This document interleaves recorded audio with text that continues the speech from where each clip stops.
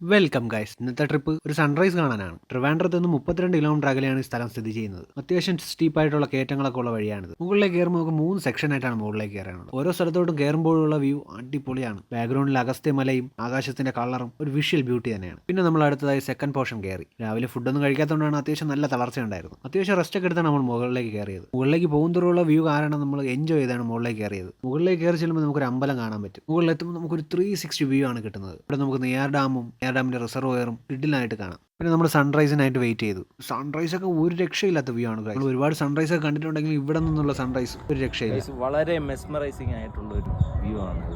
ഇന്ന് ഈ കളറിൽ കണ്ട സൺറൈസ് ജീവിതത്തിൽ മറക്കാൻ പറ്റാത്ത ഒരു അനുഭവം തന്നെയാണ്.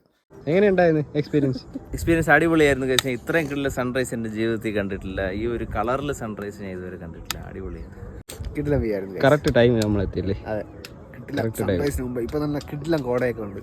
കിഡിലം വ്യൂ ആണ്. പിന്നെ വെയിലിന്റെ കാഠിന്യം കൂടുന്നതിന് മുമ്പ് തന്നെ താഴോട്ട് ഇറങ്ങാമെന്ന് വിചാരിച്ചു. മുകളിലേക്ക് കയറുന്നതിനെ കാണാൻ നല്ല എളുപ്പമാണ് താഴോട്ട് ഇറങ്ങാൻ. നമ്മൾ രാവിലെ സമയത്ത് വന്നതുകൊണ്ട് ഒറ്റ മനുഷ്യരില്ലായിരുന്നു, നമ്മൾ മാത്രമേ ഉണ്ടായിരുന്നുള്ളൂ. കിഡിലായ എക്സ്പീരിയൻസ് ആയിരുന്നു. താഴോട്ട് ഇറങ്ങി പോകുമ്പോഴുള്ള ഒരു വിഷ്വലൊക്കെ മാരകം തന്നെയാണ്. ട്രക്കിംഗ് ഒക്കെ ഇഷ്ടപ്പെടുന്ന നിങ്ങളുടെ ഫ്രണ്ട്സുമായിട്ടൊക്കെ പോകാൻ പറ്റിയ ഒരു പ്ലേസ് തന്നെയാണ്. ഇവിടുത്തെ ലൊക്കേഷൻ വന്നിട്ട് കള്ളിക്കാടുള്ള കാളിപ്പാറയാണ്. അപ്പോൾ ബൈ ഗായ്സ്.